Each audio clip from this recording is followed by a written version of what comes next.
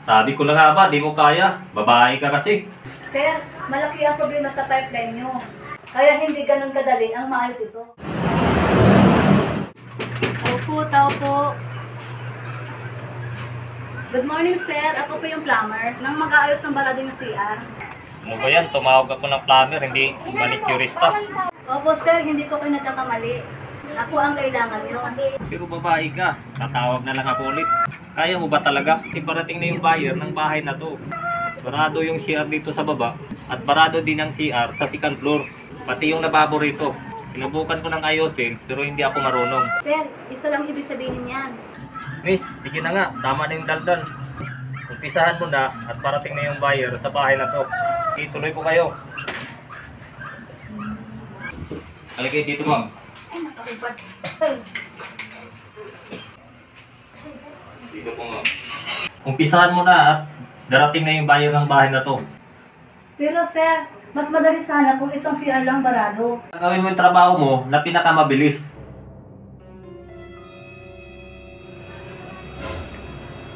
Ano ba yan? Hindi mo pa rin naayos? Parating na yung buyer. Sir, malaki ang problema sa pipeline nyo. Kaya hindi ganun kadali ang maayos ito. Nag-message na yung buyer at parating na siya. At kailangan mo nang makaalis dito bago siya darating. Sabi ko na nga ba, di mo kaya. Babae ka kasi. Sir, pwede ba wag mong mamalitin yung kakayahan ko?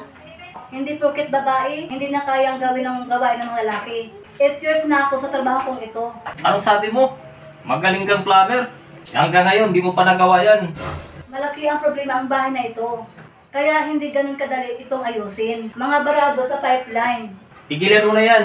Kailangan mo na makaalis rito bago makarating yung buyer.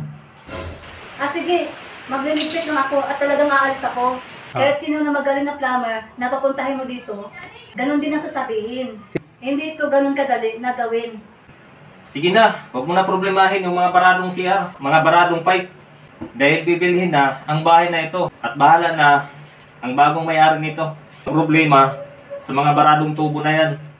Pero sir, kailangan mo ito sabihin sa buyer bago niya ito bilhin. Kung hindi, isang pangluloko ang gagawin mo. Pakialaman mo yung negosyo mo, hindi yung negosyo ko. May nag-doorbell. Sige na, lumabas ka na. Doon ka sa likod dumaan.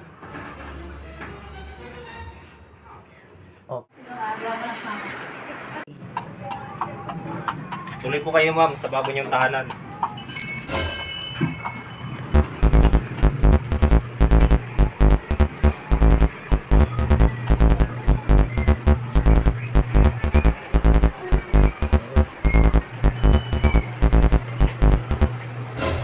Wow! Ang ganda pala! Maganda pa sa picture na sinend mo sa akin. Excuse me po, may naiwan pa kong tools. Oh, Ate Lab! Anong ginagawa mo dito? At tumawag sa akin si sir para gawin ng mga barado siya dito. Magkapatid pala kayo. Alam niyo, ma'am, napakagaling na plumber yung kapatid niyo. Nakakatawa ka naman. Kanina lang, minamaliit mo yung trabaho ko. Ngayon, pinupuri mo na ako. Ikaw naman, biro lang ang lahat na yun. Bunso, wag mo bilhin bahay na ito. Malaki ang problema ng mga pipeline sa bahay na ito. At wala talagang balak na sasabihin sa inyo ang problema dito sa bahay. Aha! Kung ganon, nagbago na ang isip ko. At hindi ko na bilhin ang bahay na ito. Tara na nga, ate! Ma'am, baka pwedeng magpapaliwanag. Sayang talaga, pira na, naging bato pa.